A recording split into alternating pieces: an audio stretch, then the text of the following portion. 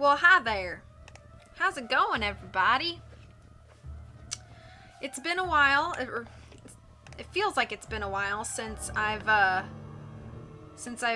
done any Nancy Drew reading, but I know I did the little mini story that's one of the stories that Ghost Dogs Moonlight is based off of. But it's also based off of this book, Mystery by Moonlight, which is a regular size book. So I'll be doing 3 read streams like I do. Ooh, this song's kind of loud. Maybe that's better. Hang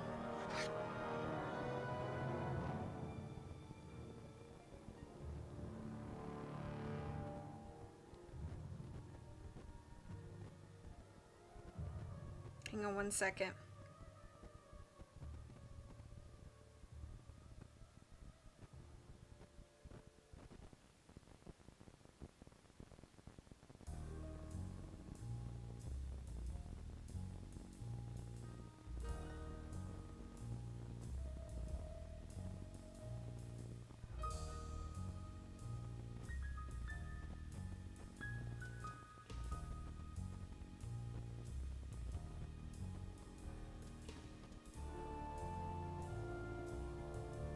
Okay. Hello to everybody who might be here and lurking. I'm gonna read 5 chapters today.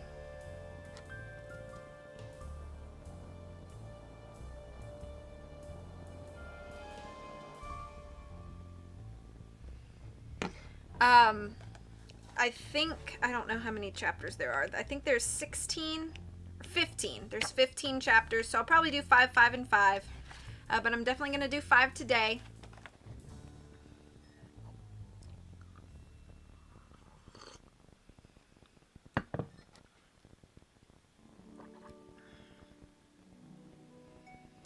Okay.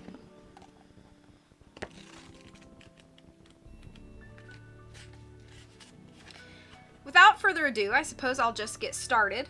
If anybody comes in and tells me that music is weird, just let me know, and I will adjust it accordingly. So, Mystery in Moonlight by Carolyn Keene, Nancy Drew number 167. Chapter 1, A Cry in the Night. Late one August night, Nancy Drew drove along a twisting dirt road with the top of her Mustang convertible down, and a smile on her face. Stars glittered above her head. The forest alongside the road was fragrant after an earlier shower. The breeze was warm, and Nancy felt comfortable without a sweater over her strappy blue tank top. Nancy and her boyfriend, Ned Nickerson, had been traveling since dawn, sharing the long drive from River Heights to the Pocono Mountains of eastern Pennsylvania. But even though it was past midnight, Nancy was wide awake and eager to catch her first glimpse of Moonlight Lake, where her friends George Fain and Bess Marvin were house-sitting for George's cousin Jason and his wife Jennifer. Nancy glanced across the front seat at Ned. He was studying a sheet of paper by the narrow beam of Nancy's penlight. "What's our next landmark?" she asked. "Says a stack of 3 white mailboxes on the left. Hard to find." Ned grinned at Nancy. "As if anything since we turned off the interstate has been easy to find." Nancy laughed and then spotted the mailboxes in the car's headlights. The mailboxes were covered with some sort of vines. As Nancy slowed down and turned onto the narrow gravel drive, she said, "I hope all that green stuff isn't poison ivy." "Whoever has this mail route probably hopes so too," Ned said with a laugh. Nancy concentrated on the road. The driveway was in bad shape and overshadowed by thick hemlock trees. After the first 10 feet or so, it pitched steeply downhill. Then it suddenly opened out, branching off in 3 different directions. "It's the middle driveway," Ned instructed as Nancy slowed down. A larger drive cut off to the right, while another small dirt road, barely wider than a footpath, led to the left into the heart of the hemlock forest. But just ahead, at the bottom of the hill, the trees thinned out, and Nancy caught her first glimpse of Moonlight Lake. Nancy braked to a stop and let the car idle as she drank in the view.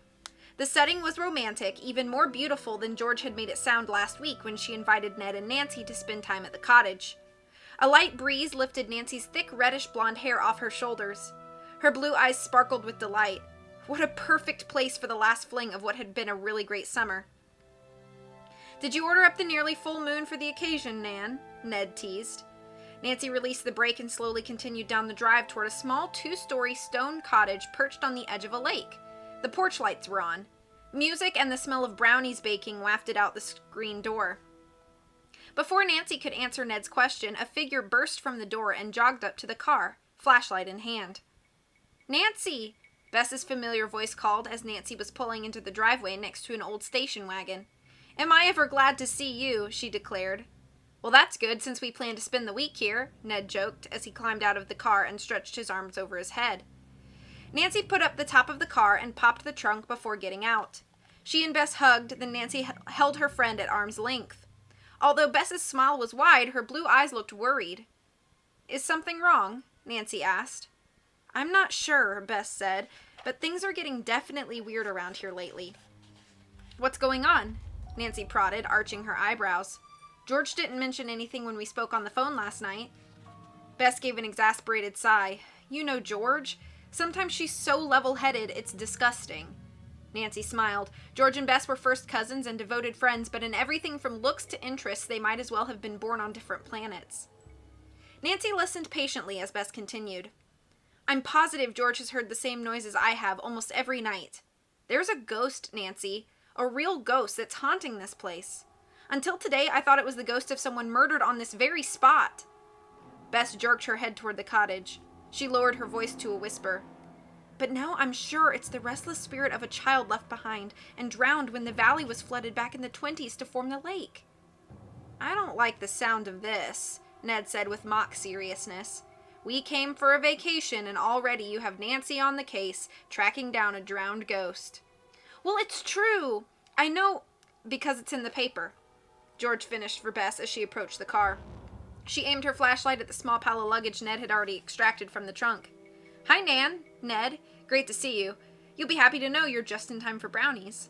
"And ghost stories around the campfire? What more could a guy want?" Ned joked. "Laugh all you want, but it's true," Bess insisted. "George read the same story I did. She just doesn't believe it." "I just think it's a feature story to lure tourists to the area," George maintained. Nancy stifled a smile. Bess was serious and Nancy didn't want to hurt her feelings. "What did the paper say?" Nancy asked. George answered for Bess. "Oh, there was an article commemorating the anniversary of the hydroelectric project that created this lake back in the Prohibition era. The article had quotes from locals who swear that the spirits of former area residents still frequent the lakeshore houses." "Power of suggestion," Ned said, shouldering 2 duffel bags and starting toward the back porch. "All old houses have noises." "Not like these," Bess declared with a vigorous shake of her head. "What kind of noises?" Nancy asked, looking at George. "Weird ones," George readily admitted. "Screams," Bess added. "And that creaking at night in the ceiling." Bess shuddered. "Mice in the attic," Ned said firmly. "Just mice." "Except there is no attic," George pointed out. And Bess is right about one thing. The noises are seriously freaky. Still, there has to be some rational explanation for them. "In your dreams, maybe," Bess scoffed. But her next words were cut off by a woman's scream. It was high and piercing and made Nancy's skin crawl. "What was that?" Nancy gasped. "The ghost. It's the ghost!" Bess cried in a panic. "And it's coming this way!" she shrieked. There was a sound of something crashing through the forest. Nancy turned. Whatever had screamed was plunging toward them. Suddenly, a huge dark shape broke through the underbrush and into the yard. "It's no ghost," Nancy gasped at the sight of a large furry creature coming toward her. "It's a..." Nancy never got to finish her sentence. The huge creature threw itself against her, pinning her to the ground. "It's a bear!" Bess wailed, making a beeline for the porch. That's the end of chapter 1.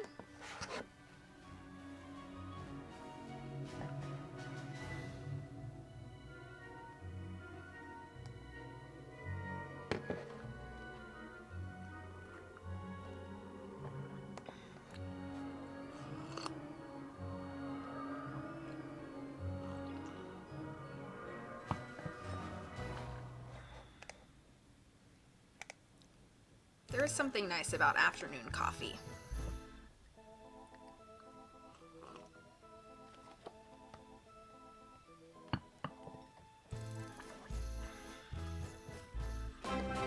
Oh, thank you for the toast.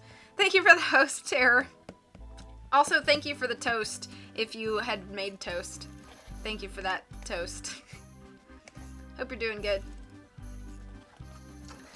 Alrighty.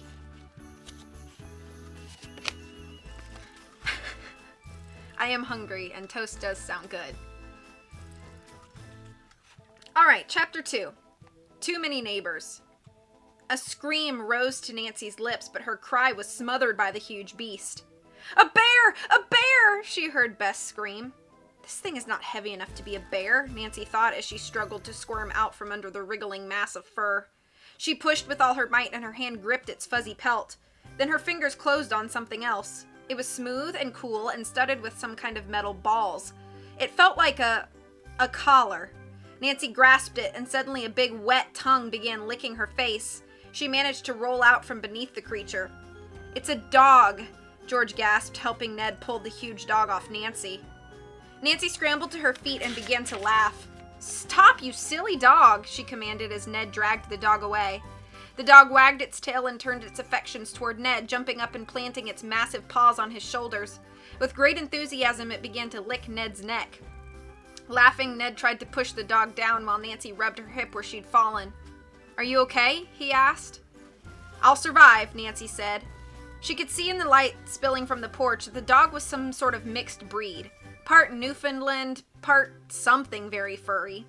Its coat was black and studded with burrs and all sorts of leaf litter. Just scraped my elbow when Bigfoot here tackled me. Down, boy, down, Ned ordered, letting go of the dog's collar. The dog obeyed, sitting erect at Ned's feet. He looked up expectantly at Ned, his fluffy tail thumping the ground. Ned looked surprised. It's sure not a stray, someone's trained it. Not well enough, George grumbled, helping Nancy dust off her jeans. You're sure it's just a dog? Like not part wolf or something? Bess called from the safety of the porch. She sounded skeptical. Definitely a dog, Nancy said, grabbing some paper towels from the trunk of her car and wiping her face. Definitely big, definitely affectionate. She turned toward George. Where did it come from? She asked. Do you know its name? George shook her head. I've never seen this guy before, she said, crouching down and patting the dog. Nancy dropped down next to her and began gently removing the burrs from its fur. So we don't know whose dog it is, Nancy stated. Or who screamed, Bess pointed out, cautiously approaching the dog and reaching out her hand to let him sniff her fingers. The dog nuzzled Bess's hand. Suddenly it lifted its head and stared intently into the woods. A second later it jumped to its feet and started barking furiously. Just as it prepared to bolt into the trees, Ned snared the dog by the collar. Hold it! Ned shouted as he spotted a woman coming out of the brush. She strode toward them, the beam of her flashlight bobbing against the scruffy grass. She was tall and gangly, and Nancy was surprised to see her dressed in a long-sleeved camouflage shirt and camouflage trousers. Weird outfit for this time of night, she thought. Is this your dog? The woman asked Nancy in a strong British accent. She looked furious. Before Nancy could reply, a man broke through the brush carrying a battery-operated lantern. He was only slightly taller than the woman and wiry with a beak-like nose and a thin face. Like the woman, he was dressed all in camouflage. This is the last straw, the man fumed. You better keep this dog leashed or I'm calling the police. Enough is enough. Nancy frowned and exchanged a quick glance with George. George looked as annoyed and perplexed as Nancy felt. I'm sorry about the dog, Casper, but I haven't a clue where he's from, George told the man sharply. She introduced the middle-aged couple to Nancy and Ned. This is Millicent and Casper Lawrence Jones. They're our neighbors on the next lakefront property. Turning back to the couple, George said, These are my friends Nancy Drew and Ned Nickerson. They're here for the week. Millicent gave Nancy an exasperated look. Great. More kids, more partying, and loud goings-on. Glad to meet you. We didn't come to throw loud parties, Nancy said in her defense. So if this isn't your dog, Casper Lawrence Jones said to George, whose is it? George shrugs. Beats me. I've never seen him before. Nancy crouched down and tickled the dog's ears as she looked to see if there was anything written on his collar. Just then, the sound of an approaching motorcycle made everyone turn. The dog let out a happy yip, then bounded down the side of the driveway toward the approaching headlight. Hey, Tiny, watch out! A gruff voice called. A moment later, the owner of the voice came into view. He was a stocky man who seemed too big for his motorcycle. He was wearing flip-flops, baggy shorts, and a black t-shirt emblazoned with a Camp Moonlight logo.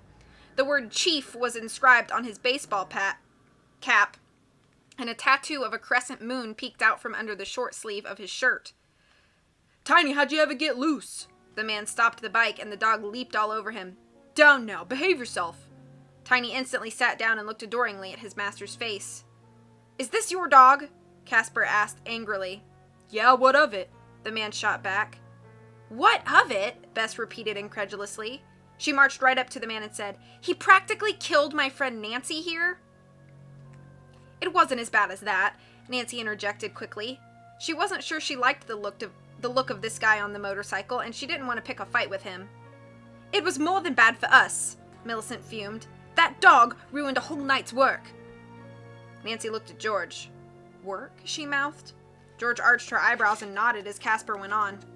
"More like 2 weeks' work. We've been trying to get some footage of a gray owl attacking its prey. Just when the owl spotted the bait, your dumb mutt homed in on the bait and knocked down our setup." "He's not dumb," the man said defensively, revving his bike. "What was the bait, a rabbit? Dogs hunt rabbits around these parts, mister." He looked at his dog. "Come on, Tiny, we're heading home." "You'd better keep him leashed," Casper threatened. "Or what?" the man countered, wheeling his motorcycle around. "Look, he got loose. It's no big deal. He wouldn't hurt a soul." With that, the man gunned his engine and tore back up the drive, Tiny running behind him. "What a piece of work," Casper said, staring after the bike's rear bumper light as it receded up the steep driveway, around a curve and out of sight. Millicent blew out her breath in a huff. "He's a rude, inconsiderate person. I thought that since his campers left this weekend, things would quiet down. Between the dog and..." She glared at Ned and Nancy and cut herself off. "Come on, Casper, let's grab our equipment and head back to the house. We've got to rebuild our rig first thing in the morning." The couple stomped back through the brush toward the forest. Good night," Ned called after them. "Right," Casper said, not bothering to turn around. A frown crossed Nancy's face, but a moment later she shrugged and smiled. "Charming neighbors," she joked. Bess rolled her eyes. "Those two have been real pills ever since we got here. When Jason and Jennifer asked us to house sit, I think the Lawrence Joneses decided to hate us because we're 18. Which to them means loud, wild parties," George added. "Which, needless to say," Bess pointed out sadly, "isn't the case." She grabbed one of Nancy's bags and headed across the grass toward the back porch. "You know, I could use a party," she added. "And I think they deserve a particularly loud one," Ned suggested with a wicked gleam in his eye. "Can't," George said. "I promised Jen and Jason we'd keep a low profile. Not embarrass them or anything, though I am sorely tempted. Besides, the Lawrence Joneses may act completely obnoxious, but they're pretty interesting people." "If you call grubbing around in the dark and baiting owls with dead rabbits interesting, I call that gross," Bess commented as they headed through the back door of the stone cottage, through a small mudroom and into the kitchen. "But compared to that Steve Delmonico, they're downright friendly." "Steve Delmonico, is that the guy with the dog?" Ned asked. "Yeah, he owns the summer camp next to the large house to the right of the cottage. He's freaked out that Emily bought the land out from under him when he wanted to expand his camp." George told them. "Who's Emily?" Nancy asked, following Bess into the house. "She's pretty cool. You'll meet her tomorrow," Bess said. "She lives in the house across the lawn, full time. This cottage used to be a guest house on a larger estate property before the property was divided up. Emily just moved in at the beginning of the summer." She motioned around the Fain family cottage. "This is, of course, the kitchen and the family room, and it's all there is downstairs, except for the deck. All the bedrooms are on the second floor." Nancy surveyed the kitchen. It was old-fashioned, with appliances that looked like they were from the 50s. "Hannah would feel right at home here," Nancy remarked, referring to her housekeeper who'd lived with her and her father ever since Nancy's mother had died. "Especially with the pantry. You'll have to check that out later. Jennifer's developed the same passion as Hannah for canning fruits and veggies during her vacations here," George told Nancy as she put 4 tall glasses on a tray. "I don't get it. I couldn't stay inside the house sweating over a hot stove in the summer, not when there's so much else to do outdoors." "Jen's the homey type," Bess remarked. A pitcher of iced tea was on the metal-topped table in the center of the room, and brownies cooled on a rack on top of the chipped white enamel stove. "This place is great," Nancy said, "and those brownies smell good." "Take some, and pour yourself some tea. You probably need to unwind after such a long drive," Bess said, putting the brownies on a plate. "I'm past dead already," Ned said. "The minute my head hits a pillow, I'm gonna be out like a light, and I want to get up early and check out the lake. But there's no way this guy's turning down one of your brownies, Bess." I'm still too revved up to sleep, Nancy declared, looking around the kitchen. She spotted a tray propped up against the wall by the sink. Grabbing it, she loaded it with the pitcher of tea, the glasses, the napkins, and a plate of brownies. Let's take this out to the deck, unless there's too many mosquitoes. Nope, Jason's first purchase for the cottage was one of those bug zappers, George said as Ned opened the screen door for Nancy. Which, vile as they are, at least repel bugs. Bess wrinkled her nose and looked distastefully at the bug repellent device. It cast an eerie purple light over one corner of the deck. Nancy put the tray on a round picnic table. The four friends grabbed their drinks, brownies, and napkins and settled down on the wood chairs. For a moment, they were silent. What we really need around here, Bess said, pouring herself more iced tea, is some sort of ghost repellent. Here we go again, George groaned, propping her feet up against the deck's railing. Because you sleep like a log, you don't hear the noises that go out here on the lake, in the woods, and in the walls of this house, Bess reminded her. There was a scream before, Ned conceded. I heard it, though I'm sure it wasn't a ghost. It was probably that Millicent woman freaked out by the dog. What was its name? Tiny. Bess, Nancy, and George all answered at once. Seriously, Bess, Nancy said as their laughter died down. It's possible that if those people do research at night, they might be making the noises you hear. In the house? Bess scoffed. You could always ask them, Ned suggested. No way, George said. They aren't very friendly, in case you hadn't noticed. The less we have to do with them, the better. Nancy gazed out over the water, a smile playing across her lips. Leave it to Bess to get herself so worked up over ghosts. Suddenly, out of the corner of her eye, she saw a movement. She turned and looked to her right. Puddles of light splashed the surface of the water, but closer to shore it was black as a shadow. Nancy leaned forward and shielded her eyes from the low light of the deck lanterns. As her vision adjusted to the dark, she was sure she saw a darker shadow slide through the dark waters near the shore. Nancy! Bess cried, a note of fear in her voice. What are you looking at? Nancy motioned for Bess to be quiet. I'm not sure, Nancy whispered, but I think someone or something is out there on the water. It's the end of chapter 2.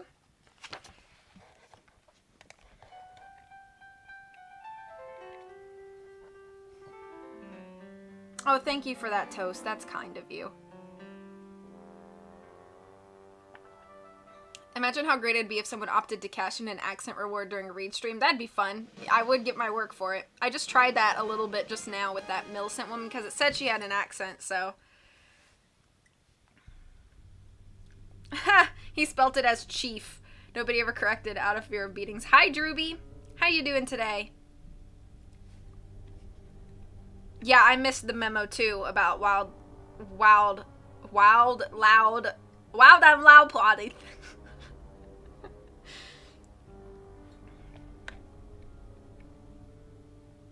Picture of Ice-T, the rapper.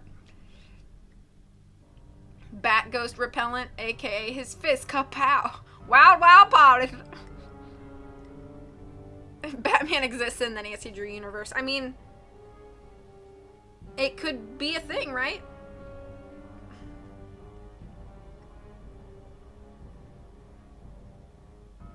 Are audio levels okay for everything? I'm just taking a few sips of this before I move on to chapter 3. I can definitely see how they combined already. I mean, I know we're not very far into this book, but I can see how they combined this book with the little short story to kind of make Ghost Dogs of Moonlight. Okay, cool. We need your fanfics. Let's go. That's your 2019 goal, is to write you a Nancy Drew Batman crossover fanfic. Oh! Hi!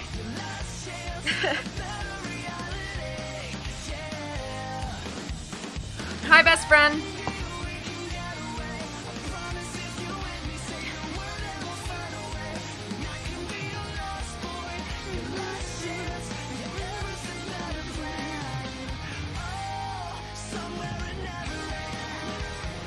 Hi, Holland. How are you doing? With my extensive knowledge of both, clearly, I almost think it would be more funny that you don't really know as much about either franchise. So I almost think that would make it more entertaining.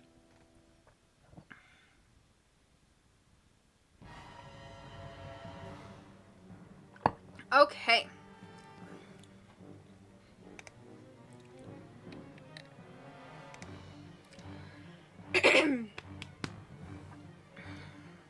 I'm a little bit congested today. It is a cool teacup. Isn't it cool? It's about a show that my best friend got me into that I still haven't finished. It also says, sympathy butters, no parsnips. Mrs. Patmore.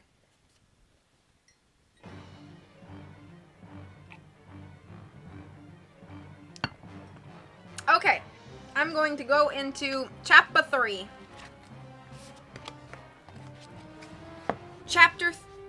Oh wait, let me handle this grappling hook. I've had some more experience in this, Mr. Man, Nancy said, grabbing his back grappling hook and firing up to the side of the building. I mean, it's not super inaccurate. Okay. Chapter 3. Dangerous Curve. What kind of something? Bess gasped. Nancy shook her head and leaned farther over the railing. Ned, George, and Bess joined her. I don't see anything, Ned said. Nancy frowned, still straining to distinguish between the shadows playing on the water near shore. Me either anymore. I'm sure something was in the water. It was long, like a boat or a canoe, or maybe even some kind of big lake otter or beaver. Do you have them here? She turned to face George, and a noise on the back porch made her jump. Someone's here, Nancy cried, turning around quickly. Knock, knock, a light, pleasant female voice called through the back screen door. You guys all right? Bess sagged against George. Oh, it's only Emily, she said with obvious relief. I gotta put the accent on. We're out here on the deck, George called. Late night party? The girl asked. The back door squeaked open and Nancy saw a young woman come into the kitchen and cross the family room. Emily stood hesitantly on the other side of the deck screen doors. Though she stifled a yawn as she walked up to Nancy, she looked perfectly wide awake. I heard some sort of major ruckus going on over here and got worried. I thought maybe Steve's dog was hassling you guys, since hassling me doesn't seem to be working, she said.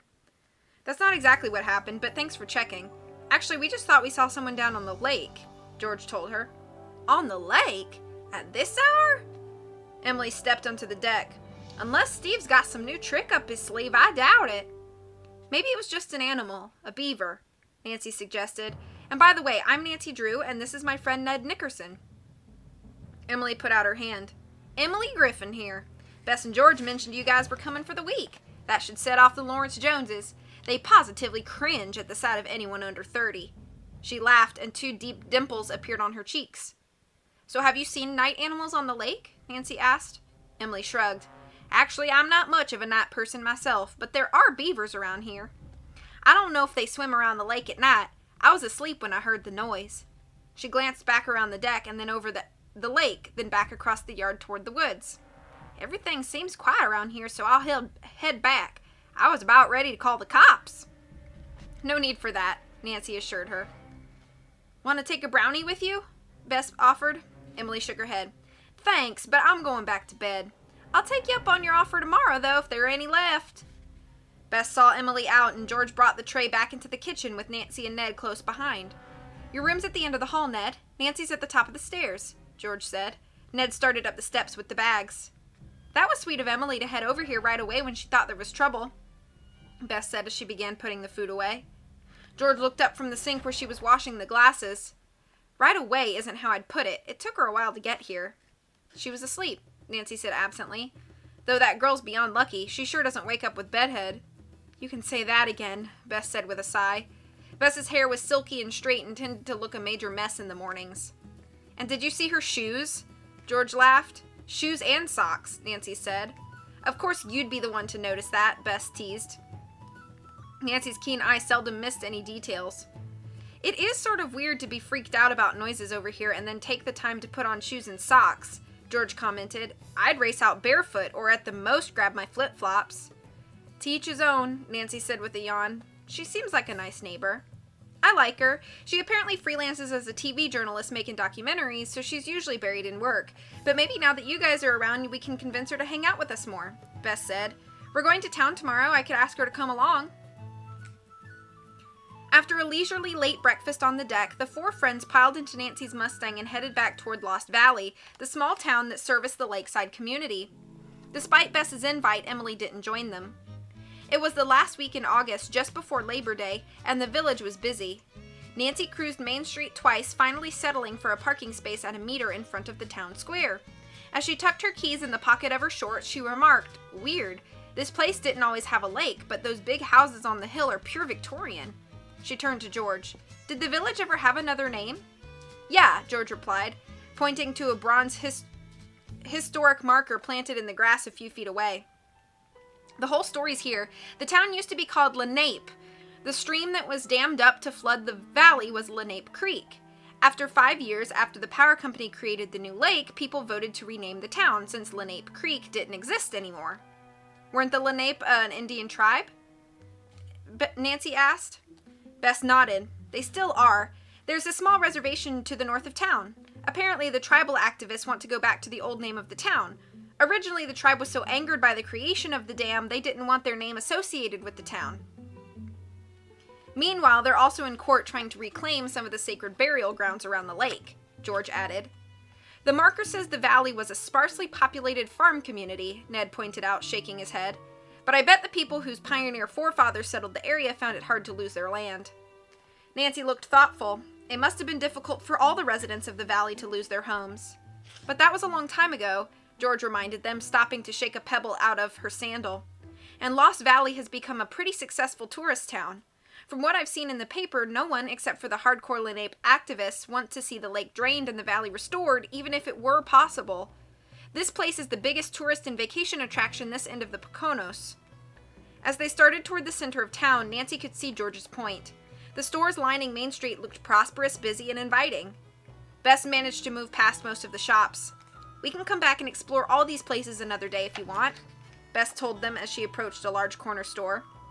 Outside were benches, big brown wooden pickle barrels, and a sign announcing that their iced tea was fresh brewed and very cold.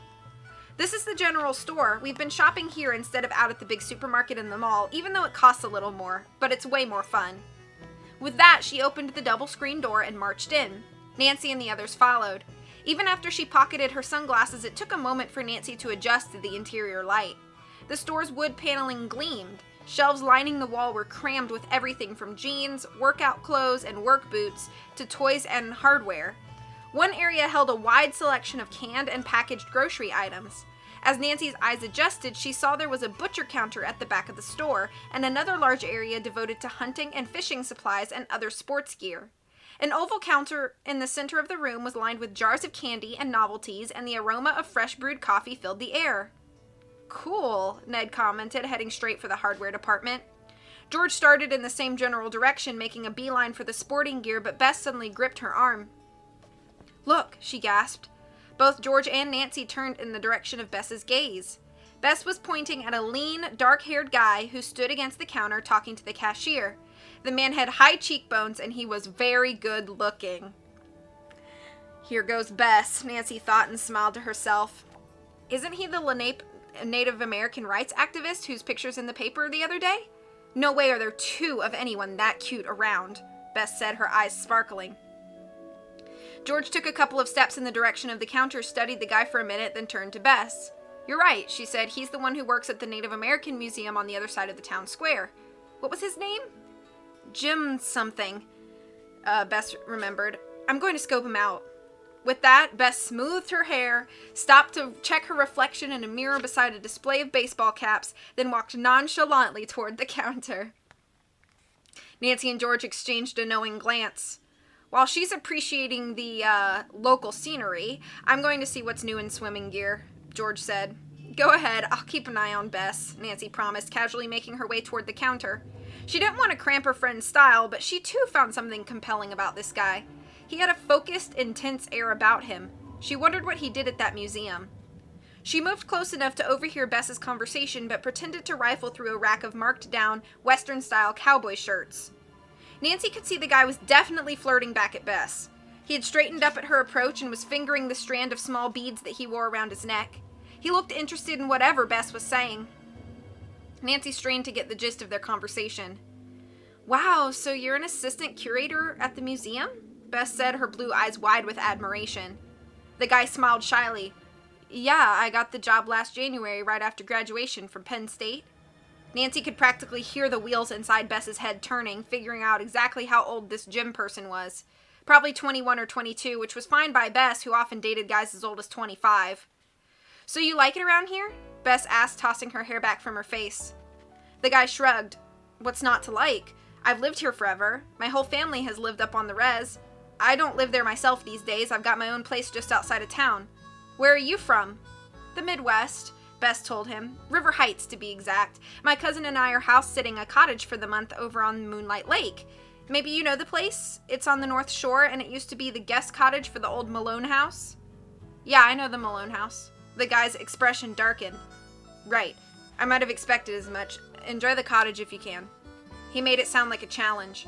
With that, he tossed some coins on the counter, grabbed a donut off the tray on the counter, and stalked past Nancy toward the front door.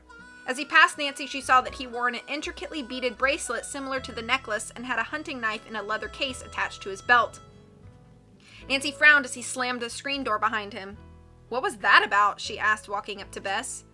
The color in Bess's cheeks had deepened from pink to an embarrassed red. Beats me, she said tightly. Was he coming on to me or what? Then the next minute, it's like I have the plague. Maybe he has a grudge against the people who used to own the Malone house, Nancy suggested. Whatever, Bess said with a proud toss of her head. She grabbed a handful of gummy candies.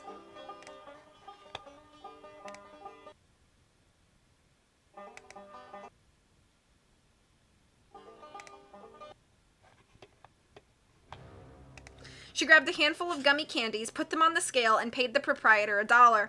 Let's get out of here. I just wanted to check out the junk store near here. I'm game, said Nancy, who loved rummaging in secondhand shops with Bess, though I think we might lose George and Ned. What's this about trying to lose us? Ned said, walking up. We're not trying to lose you, but we're about to head to another store, Nancy explained as she and Bess turned to leave. Hey, I'm in, Ned shrugged. I like this town. It's interesting. Find anything? He asked as George came over. No, but the sales clerk told me to try the sports store at the other end of Main Street for the kind of goggles I want. He says they don't keep inventory up at this time of the summer, and there's been a run on the diving gear they do carry here. Meanwhile, I picked up some groceries for luncheon for tonight. Let me pay, and we'll head off. As George dug around in her purse, she asked as an afterthought, So was that him? Yeah, and he's not much to brag about, Bess grumbled. Then she gave George a smile. So it's a deal. We'll go to the junk shop first and then at the sports store. That's cool with me, George said. I heard they do a lot of salvage around here. A junk shop might be just the place to see some really cool old farm implements from the 1920s before the valley was flooded. Besides, the goggles can wait. I shouldn't spend the money on them now anyway. George paid for the groceries, and a few minutes later, the foursome was investigating Timothy's trash and treasures. The short gravel drive leading to the old barn was filled with items ranging from rusted metal bedsteads to delicate porcelain wash basins and wood-framed mirrors. Inside, Nancy expected chaos. Instead, everything was in order. Books, magazines, and cases full of old maps were relegated to one area of the barn. Wooden crates full of housewares were stacked near the door. Glass cases displaying an enticing array of old jewelry and garment racks bulged with retro clothes. Sequined evening gowns from the Prohibition era hung next to scruffy furs. The display of old maps caught Nancy's attention. While she was examining a framed Revolutionary War era chart, she overheard the owner talking with Bess.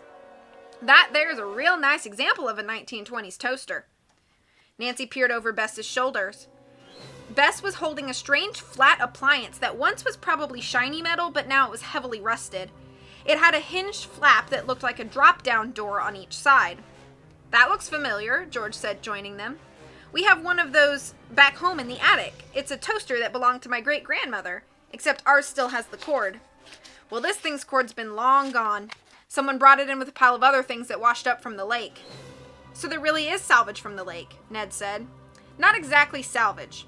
Regular salvage operations are illegal at the moment thanks to some court injunction in place until a suit between the landowners and the Lenape tribe is settled in court. But stuff that washes up on the shoreline, the proprietor shrugged. That's finders keepers. By the way, I'm Tim. He plunked himself down on a milk crate, seeming glad for the company. There's been a lot of stuff this season. More than usual. Guess it had to do with a spell of stormy weather this past spring. A guy comes in from time to time with cartons of junk like this. Good for business, Ned remarked, though it's weird things are still washing up from last spring. I'm not complaining, Tim admitted. Hey, the lake's got her moods, and now and then she gives up her secrets. Tourists jump at old junk supposedly dating back to before the creek was dammed up. Most of it's more recent than that, just usual garbage. Do you remember the valley before it was flooded? Nancy asked. No, miss, that was before my time. I was born a couple of years after they created Moonlight Lake. But I have lived here my whole life. So I guess you've heard the ghost stories, Bess said. Tim's eyes twinkled. Guess I have. Some folks around here think they're just nonsense. Other folks swear they're the honest truth. And you? Nancy asked. Tim frowned. Can't say for sure. Ned chuckled. Sounds like people keep the stories alive just to make Moonlight Lake more interesting. There are no ghosts, George said firmly. Oh, Tim drawled. I wouldn't be so sure of that. Once upon a time, I thought it was all just a lot of bunk. These days, I can't help but wonder if there isn't something to it. There's been talk of ghosts around here longer than I can remember, and I've seen a few peculiar things in my time back when I was young and sprightly enough to hike that 50-mile trail around the lake and camp out. What kind of things? Ned asked, frankly curious. It doesn't matter, George insisted. If we fill Bess's head with more ghost stories, none of us will sleep tonight either. Besides, I'm starving. Let's skip the sports store and just go home for lunch. Hey, none of you look too happy about that scream we heard again last night, Bess reminded them as they walked back to the car. Ghost or no ghost, something is definitely scary down by the lake at night. Like friendly dog bears, Nancy teased, reaching into George's grocery sack and pulling out a bag of chips. That too, Bess laughed at herself as she took some of the chips and passed the bag to Ned. Nancy started driving toward the lake. 15 minutes later, they were well out of town, and Nancy and George pointed out a shortcut. Up there, she said, leaning over the back seat. Make a left and then a quick right. The road's rough, but you get some nice views of the lake. It takes you back to the cottage, and you save about 10 minutes. This isn't the way we came last night, Nancy said, carefully turning onto the dirt road. It's really hard to find in the dark until you know your way. The locals are the only ones who use it. I discovered it hiking last... George's words were cut off by Nancy's scream and the squeal of brakes. A pickup truck came hurtling toward her out of a small side road. It was headed straight for Nancy's Mustang. That's the end of chapter 3. Okay, let me catch up. Waits for V to sprinkle in that 7 out of 10 accent. Tried to do that southern accent. They're so naughty. Aha, but Ned has been friend-zoned. I made note of that mentally. She called him, this is my friend, Ned Nickerson. Ha! Hi, Moocher.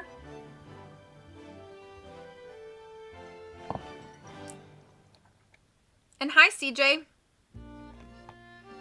It was music from Shaw. Good job. It was actually what you were hearing.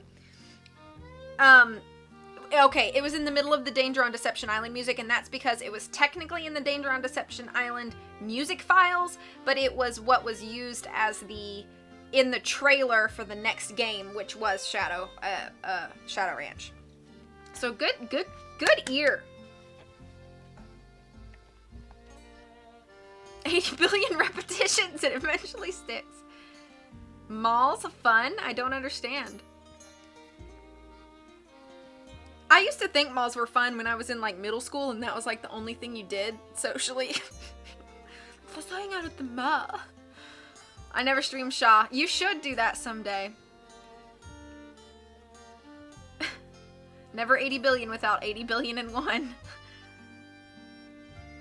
The oldest of all sayings. Hey, Storm. Perfect nonchalant imitation by V. Thank you. Thank you for shouting out Storm and CJ and Holland. Hi, Shannon. Hope you're doing well today. Thank you for shouting out Shannon as well. New Pokemon news is awesome. It is true. Homework's done. Trying new Nuzlocke. Woohoo.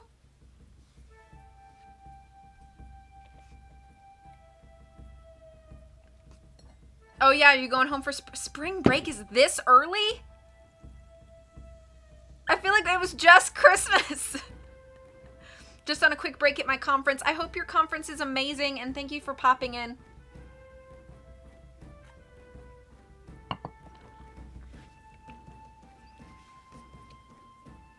This is almost exactly the dialogue in Dog. Arf! That's how I feel in... Oh, that Tara said... That's how I feel in every stream that has nothing to do with indie. I just throw letters together.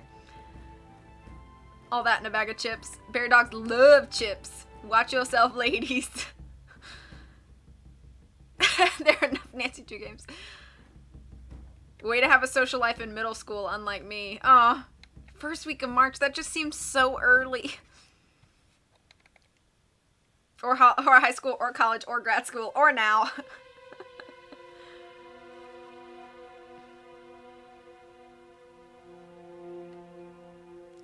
kind of social in middle school, but I'm not in contact with any of the people, really, that I was in, like, middle school, and very few people that I was in high school with.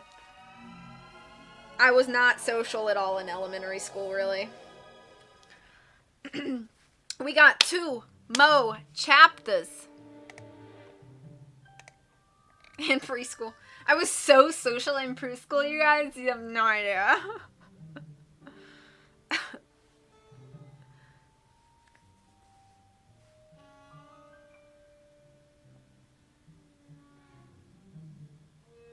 What the heck, Moocher? That's weird.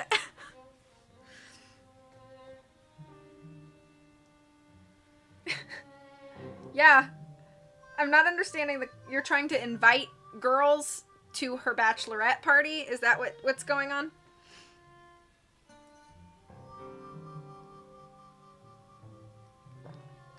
And bachelorette party, that suggests you guys are getting married soon? Are you guys getting married? If so, what's your date?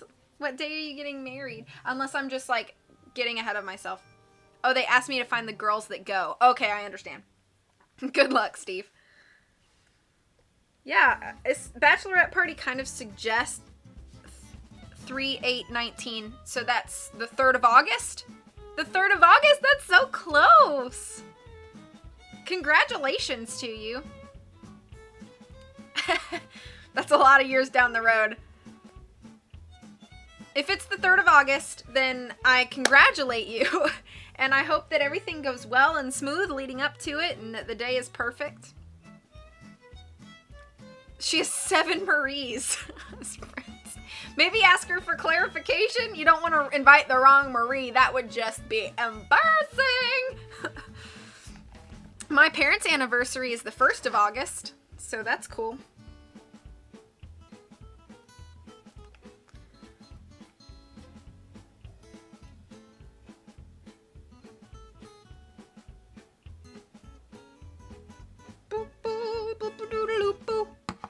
I stalk good. You picked the worst Marie! Okay, moving on to Chapter 4. Chapter 4. Burgled. Nancy pumped the brakes and gripped the steering wheel. She turned sharply to the right and left, zigzagging to avoid being broadsided by the oncoming truck. She managed to swerve clear and stop her car on the shoulder of the road. After doing a complete 360, the pickup truck stalled out inches away from Nancy's Mustang. Nancy sat numb and stunned. Ned grabbed her hand. That was some impressive driving, but are you okay? Nancy felt her heartbeat returning to normal. I think so, she said, and turned to George and Bess. Are you guys okay? Bess nodded. Before George could answer, a young man jumped out of the pickup's cab and yelled, Where did you learn to drive? Can't you read signs? He added, waving angrily at a sign warning, blind side road, truck entrance. Jim? Bess gasped. At the sound of his name, he looked past Nancy toward the back seat of the convertible. If you don't know these roads, you should stay off them, he shouted. Ned unsnapped his seatbelt and jumped out of the car. He marched up to Jim. Man, you've got some nerve, Ned said. You didn't even stop and look before you pulled out.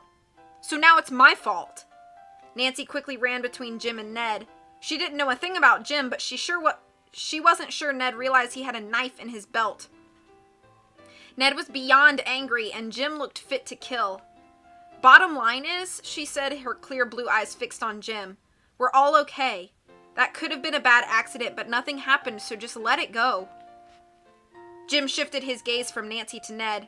He shot one last angry glance at Ned, then heaved a deep sigh. Nancy could almost feel him struggling with his temper. You do have a point, he finally conceded, though his face was still stony. He turned on his heel and jumped back into the cab of his truck. As he drove slowly past them, Nancy glimpsed a tarp covering whatever was stowed in the bed of the black pickup. She didn't get much of a look. As soon as he passed Nancy's car, Jim floored the accelerator and raced down the road, trailing a cloud of dust. Nancy shook her head. What is that guy's problem? According to what Bess read in the paper, he's got a beef with the whole northern part of the lakeside community, George said. He's trying to get a coalition of Native American activists to sue the community association over setting aside an area of sacred ground. Gives him no right to try to run people down to live on this side of the lake. Ned shot a dark look back down the road as he climbed back into the car. He didn't do it on purpose, Nancy and Bess chimed in almost in unison. Besides, Nancy admitted as she gingerly steered back onto the dirt road, he is right about one thing. I did not see that sign. I was not paying attention. He should have stopped, Nan, Ned reminded. That too, she agreed. Then she punched the play button on the car's CD player and Latin dance music blared from the speakers. Salsa! A few minutes later, they joined the smaller road that ran down the lake shore, and Nancy made a left turn down the long driveway. There's Emily, Bess shouted over the music. The tall girl was hurrying down the back porch steps of the cottage. She jogged down the driveway toward them, shouting something, but the music was so loud Nancy couldn't make out a word. Nancy braked and turned off the car, and the music stopped. Did you see him? Emily gasped, running right up to the convertible and pulling open Nancy's door. Who? Nancy asked. Emily looked pale and scared out of her wits. A guy, I think. It was hard to tell. I was heading for the old boathouse when I heard a car pull up. I thought you guys were back, but when I looked, George's van was parked where it is now, and some kind of vehicle was tearing up the drive like it was racing off to a fire. A truck? Ned asked with a frown. Emily shook her head. I can't say. Maybe an SUV. It was a dark color. Jim's truck is black, George murmured. Emily gripped Nancy's arm but looked right at George and Bess. I think you've been burgled. After a moment of stunned silence, George leaped out of the back of the car. The cottage's been robbed? George, wait up, Nancy said, running after her. Don't just rush in there. Someone might still be hanging around. No one's there, Emily called out. I just checked, but the door was open, and then there was that vehicle. Maybe we should call the cops, Bess suggested. She and Ned joined Nancy on the porch. Nancy stopped George at the door. Don't touch anything. If we call the police, they're going to dust for prints. Emily let out a low moan. I already touched the doorknob and checked around inside. I probably disturbed things, but I was only here just a minute before you guys pulled up. Don't worry, you were just trying to help, Nancy assured her. She walked through the screen door. When we left for town, did you lock the door? Nancy asked Bess. Bess shook her head. No, we never do. No one breaks into houses around here, at least not during the summer. That's what Jason told us when he gave us the keys. They only lock up if they're going to be gone overnight and when the season's over.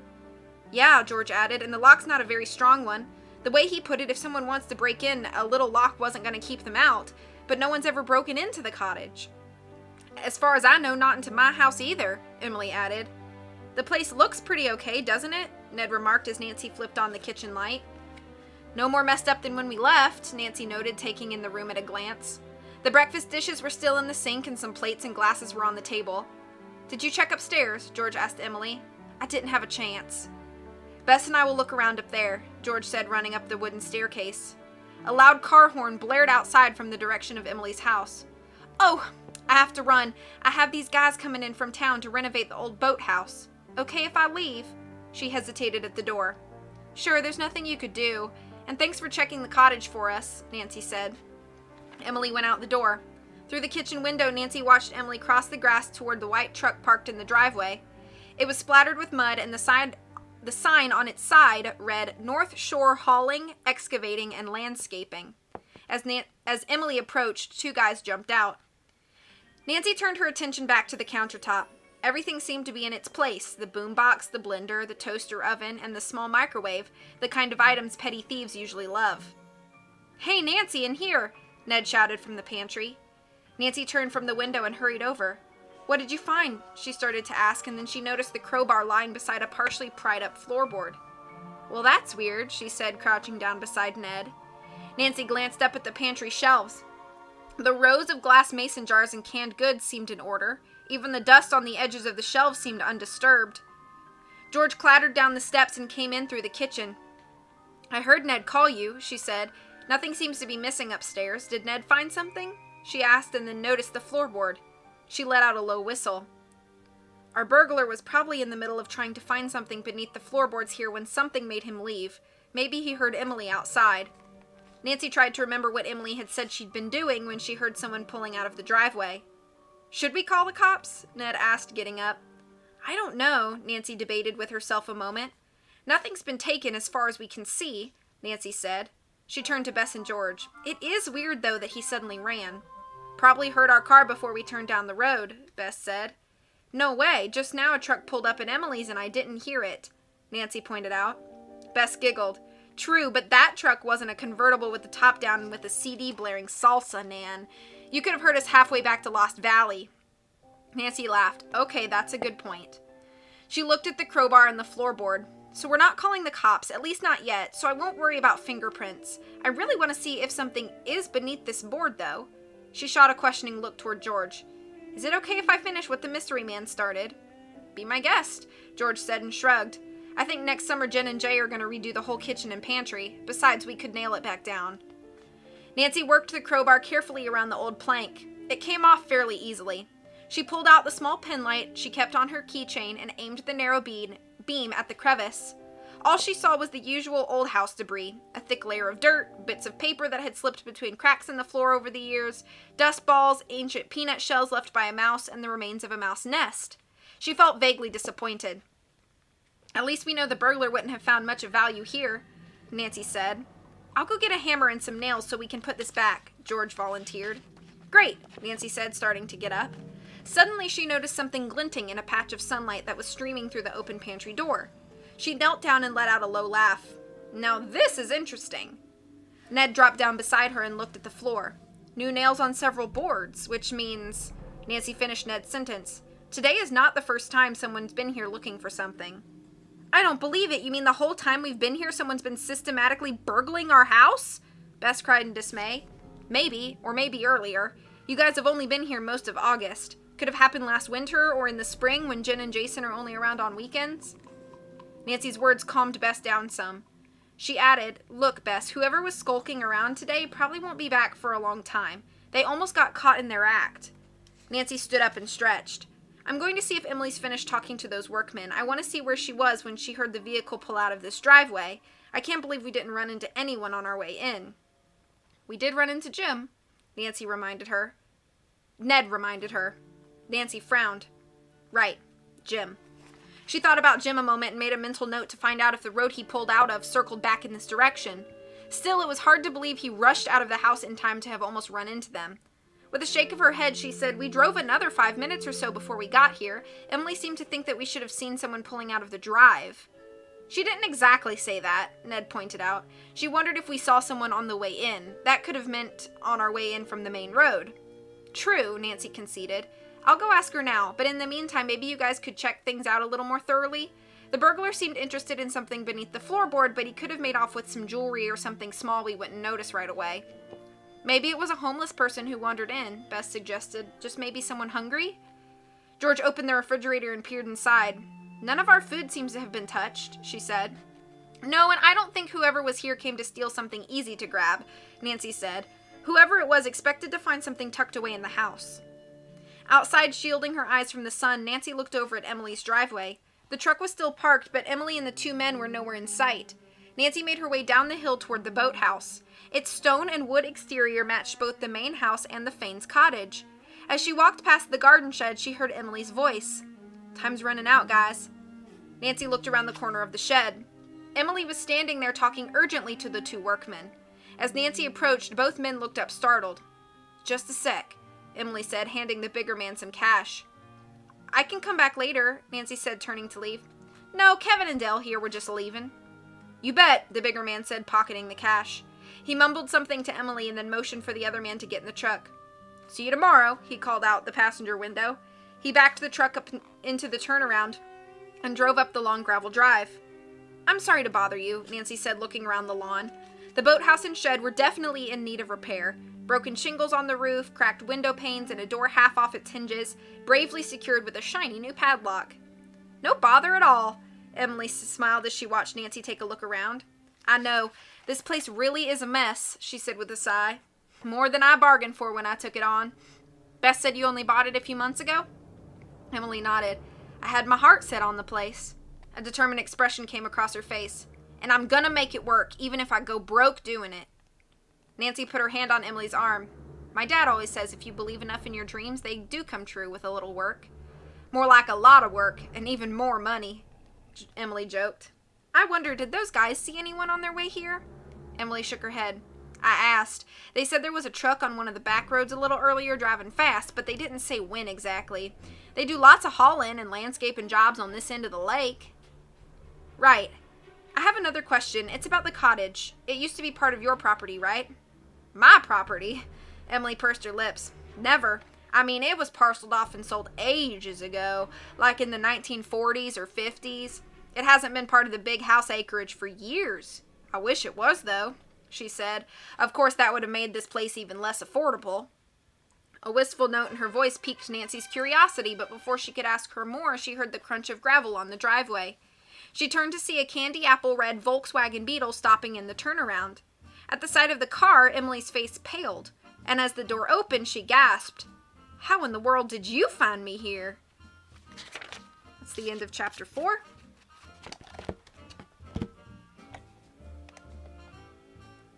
Yes, this is... Oh, hang on.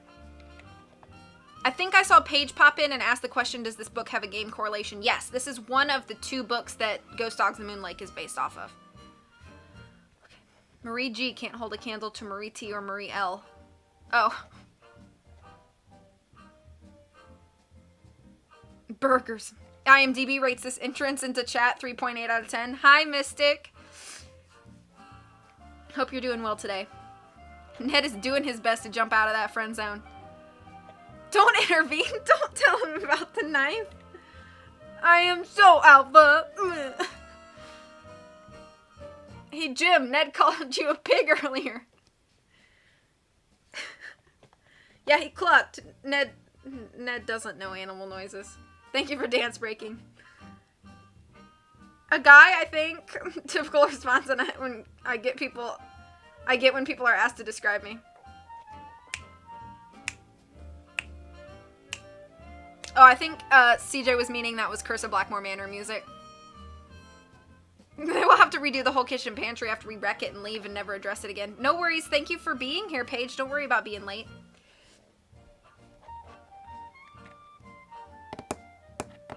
Thank you for shouting out, Paige.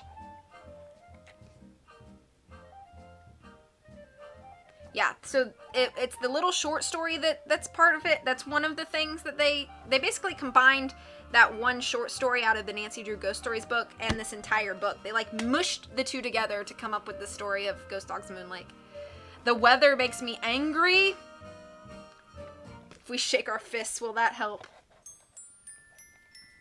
I shake my fists all day and nothing happens. It must be difficult to sew while you're shaking your fists. Clasps.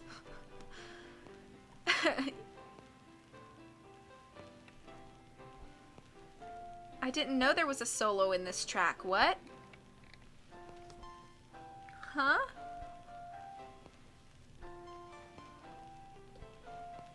What do you mean? Is that always there? They need to make a game based on the cover of this book and call it Owl. So... Was there a solo like singing? Did I miss it? I wasn't really paying a lot of attention.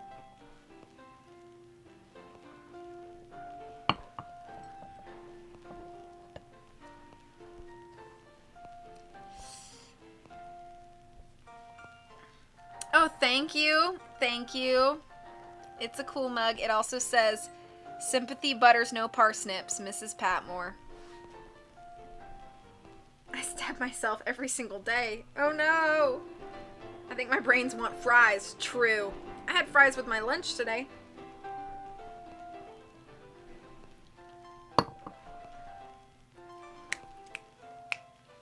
Yeah, I bet holding and sewing and shaking your fists, it's just a dangerous business. CJ is living on the edge. Okay, one more chapter for today, and then we'll move on. My coffee is cold, so I'm going to switch to an apricot LaCroix.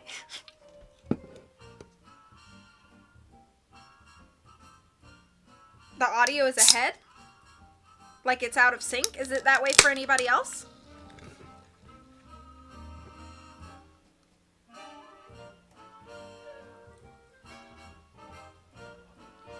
Huh. Okay.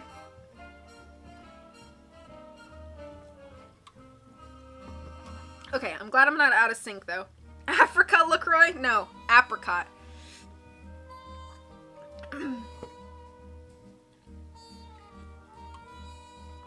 Africa flavored LaCroix just tastes like the rains down in Africa, and it's blessed. Okay, Chapter 5, The Uninvited Ghost. The driver climbed out of the car and spoke in a hurt voice. Like, maybe you could look a little bit happier to see me? He held his thumb and index finger about an inch apart. He wore a bright yellow oversized t-shirt with a pair of long baggy khaki shorts. He was very handsome. Emily bit her lip and blushed. Oh, Ravi, I'm sorry. I'm just so busy I haven't had time for company. Ravi looked at Nancy and his eyebrows shot up. I'm not company, Nancy said very quickly. I'm staying with my friends at the cottage next door. She started to back away. Emily was definitely not pleased to see her friend, and Nancy thought maybe she should make herself scarce. You don't have to leave, Emily told Nancy, then walked up to Ravi and gave him a quick peck on the cheek.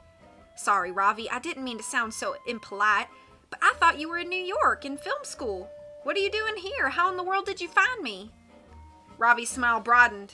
Don't you remember I was your main competition in our investigative journalism class back at the U? I'm a good detective. Anyway, my classes ended in mid-July, and since then I've been working on my master's project. Remember? Not exactly, Emily admitted, looking uncomfortable. Ravi rolled his eyes. I only used to talk about it all the time when we were undergrads. I'm doing a documentary on lost lands, communities flooded out by government hydroelectric projects in the early and mid-20th century.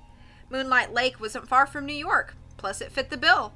Well, then when I checked the alumni website, I found out you'd bought a place on this very lake, and it was like fate was pointing me here. He shoved his hands in the pockets of his shorts and looked around. Pretty impressive spread, Emily. Don't know how you managed it. Family money, she said curtly. Look, he said, sounding apologetic. Your phone was unlisted, so I couldn't call ahead, but if you want me to leave... Nan! At the sound of Ned's voice, Nancy turned, relieved to see him heading her direction. Whatever was going on between Ravi and Emily, Nancy felt like it was private. She grinned as Ned walked up. He had changed into baggy swim trunks and was rubbing sunblock onto his arms. Are you game for a swim? He asked, and then greeted Ravi with a smile. Hi, I'm Ned Nickerson. Ravi Bindrath. Emily clapped her hand to her forehead. Sorry, I forgot about introductions. This is Nancy Drew. Like she said, she's staying with friends in that cottage over there. My nose is so itchy. Ravi looked over at the cottage. Matches this place. Bet it was a guest house back when this place was built. When was that, 1920 or so? Something like that, she said. But look, since you're here, you might as well crash here tonight, she added, putting her hand on Ravi's arm. You just surprised me, and I have been awfully busy with renovations, repairs, and then some freelance work to keep me afloat. I promise I won't overstay my welcome. Like I said, I'm actually on a research mission. I just wanted to drop by since you're in the neighborhood. It will be nice to have company for a change, Emily said. I've been keeping to myself too much. My neighbor Bess was lecturing me about that earlier today, she admitted with a smile. Why don't you guys bring Bess and George over after dinner, and we'll watch a movie together? Ravi lit up. I know the perfect film. I'll go back to town later and rent it. Great, Nancy said. Meanwhile, that lake looks pretty inviting, she said to Ned. A swim sounds perfect. I'll go change. Nancy started for the house, Ned close behind. Are Bess and George coming along? She asked. Ned shook his head. Bess is tackling the laundry, and George didn't want to leave her alone at the house. Bess is still pretty spooked about the break-in. They'd almost reached the property line when Ravi shouted across the lawn. Hey guys, watch out for the weather, he warned. The radio's predicting strong storms this afternoon and tonight. Yeah, thanks for the heads up, Ned said. A few minutes later, Ned and Nancy stood on the weathered planks of the lakeside dock behind the cottage. How about swimming out to that platform? Ned said. Nancy looked out over the lake. The floating platform was situated about a third of the way between the shore and the hilly island that George had mentioned rowing over to see some sunset. She grinned. You bet. We can keep an eye on the weather while we catch our breath. Eyes dancing, she challenged Ned to a race to the platform. Race you? Ha! As if you have a chance to win, he scoffed. On the count of 3, he said, putting down the sunblock. Nancy kicked off her flip-flops. 1, 2, 3! Nancy dove headfirst off the dock and swam strongly underwater for several yards before she resurfaced and broke into a freestyle. She could see Ned out of the corner of her eye. It was a close race. Nancy kicked hard and took long, smooth strokes. She felt herself gaining speed as she cut through the water. She gave one last powerful kick and managed to lay one hand on the platform a heartbeat before Ned. "Beat ya," she laughed, hoisting herself out of the water. "By an inch," Ned huffed, climbing out as well. "Doesn't matter by how much," Nancy pointed out and sat down on the wood boards. The platform was pleasantly warm from having baked beneath the sun all day. Sunlight streamed across Nancy's back. Ned settled down next to her. For a moment they were simply soaked in the view. The sky and water were blue, although the weather had grown a bit humid and there was a haze on the horizon. Flat-bottomed tour boats cruised in the distance. White, yellow, and blue sails decorated the sailboats, lazily skimming the surface of the water in the mildest of breezes. From their vantage point, Nancy got her first overall view of Moonlight Lake's north shore. A surprisingly thick remnant of old forest lay to the right of the cottage, curving with the shoreline. Nancy shielded her eyes, and through the trees she caught a glimpse of a rather large dock. It gleamed in the light and looked new. "Must be the Lawrence Joneses' place," Nancy told Ned, pointing across the glittering water. "And that must be Steve Delmonico's camp," Ned said as he gestured toward a beach that lay to the right of Emily's property. Empty rowboats bobbed on the blue water next to a fleet of canoes. The dock was sizable, and from the platform it looked to be in good repair. Nancy nodded. She could understand why Camp Moonlight's owner was ticked off by Emily acquiring the old Malone property. She didn't know where the property line was, but it seemed like Emily's purchase abutted his camp, effectively cutting off any possibility of expanding Camp Moonlight's facilities. Nancy couldn't quite tell what lay on the other side of the camp's beachfront. The shore jutted out into a rocky promontory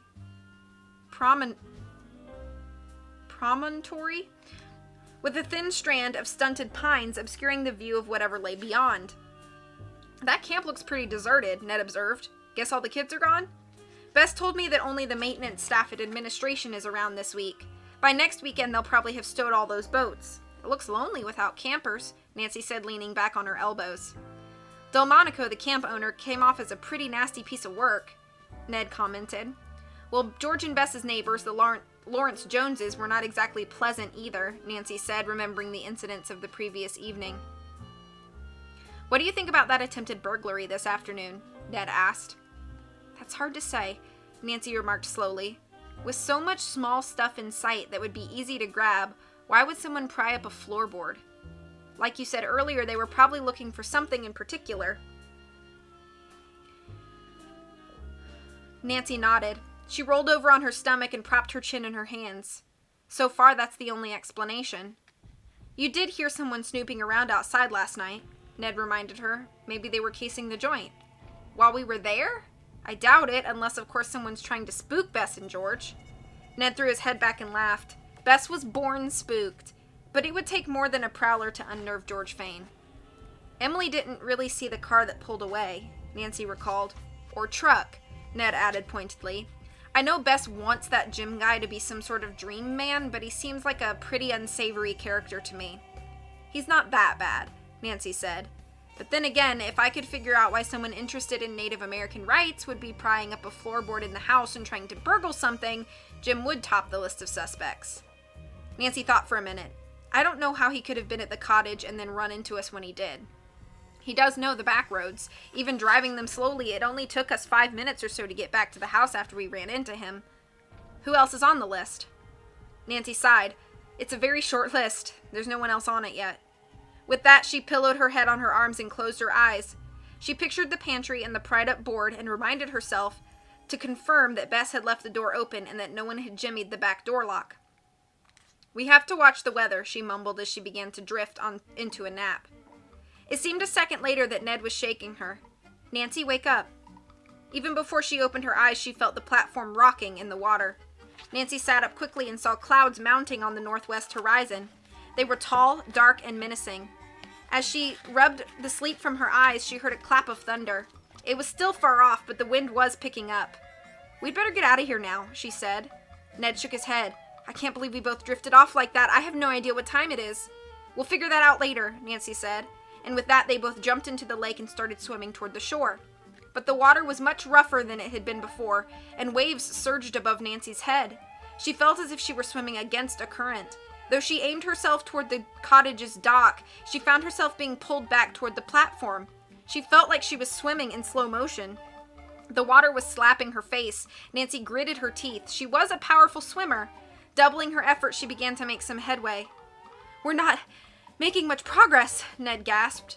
He was a short distance away from her, and she could see that he too was struggling. "It's getting worse," she yelled over the raging wind. "Let's head for Camp Moonlight's dock. We've drifted over too far to get back to the cottage. We can wait at the camp till the storm passes," she shouted over the wind. Ned yelled something back, but over the wail of the wind she couldn't make out his words. He lifted his arms and pointed toward Camp Moonlight. "Okay, good, he heard me," she thought as she managed to change direction. Though they were still swimming into the wind, the shore seemed closer. She glanced over at Ned, and panic clenched her chest. She'd lost sight of him.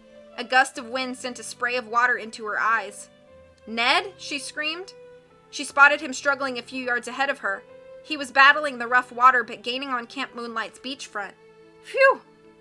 The waves were getting high, and now the first drops of rain spattered the lake's surface.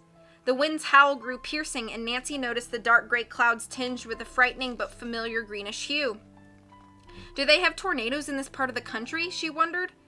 But she forced back the thought and summoned another burst of strength. Ned reached the dock first. He located a ladder and quickly scrambled up to the pier. Nancy soon followed. Lightning flashed in the sky, and thunder crashed too close for comfort. "Nancy, we've got to get to shelter," he shouted. Nancy's fingers closed around Ned's, and she struggled up the slippery steps. "We made it," she gasped, the force of the gale practically knocking her off her feet. The words had barely crossed her lips when she felt a strong tingling sensation in the air. "Get down!" she shouted, hitting the deck and pulling Ned down with her. She flattened herself on the wood surface and prayed lightning wouldn't strike them. Then thunder clapped, deafening Nancy. An explosive crack followed, shaking the dock. Nancy's head jerked up in time to witness one of the beech trees near the pier split in two, and half of the tree began crashing down toward Ned and Nancy.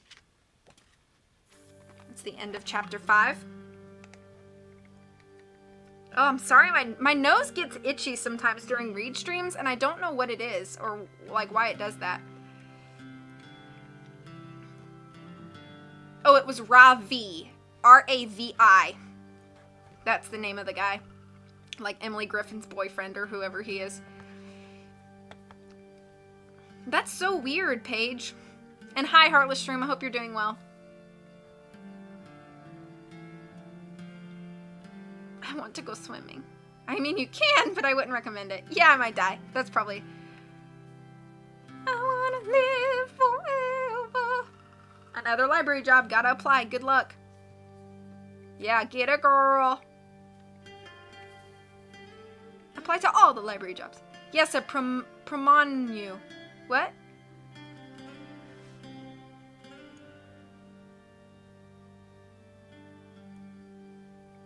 Thank you for all the shout-outs to all the wonderful people.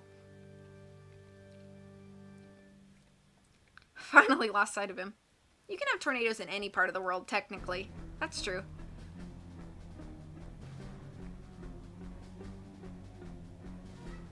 What does this book have to do with dog? Well, there's a cottage, and it's considered haunted, and Emily Griffin is there, and it's on a lake. Yeah, Ravi. I'm itching to read a good book. They talked about the Malone place. Yeah, the Mickey Malone thing is a thing. Jeff Akers is this guy named Jim, who's like an advocate for Native American rights, and he's trying to like get back a lot of the land that they lost. But he's also kind of aggressive and like a dirtbag. So that's a bad part of him. Yeah. What CJ said. Yeah. Okay. So yeah, that's all I'm gonna read today. As you know, I like to try to break books up into 3 parts, so that's the first third of the book. I am going to call stream early, which is good because I can do a couple things, before I have to go. But thanks, guys, for hanging out with me and listening to me read. Thank you for clasping. I hope to see you guys all soon. When is the next time I'm streaming? Saturday. I'm streaming Saturday evening with Holland. We're going to do Best Wednesday on Saturday. So that's a thing. I'm sorry you caught the tail end, yeah. Okay, I'll see you guys on Saturday. I'll probably see you in other streams around then, but take care of yourselves, as always. Much love from me to you. I'll leave you with a little bit of music, but until I see you again, take care. Bye.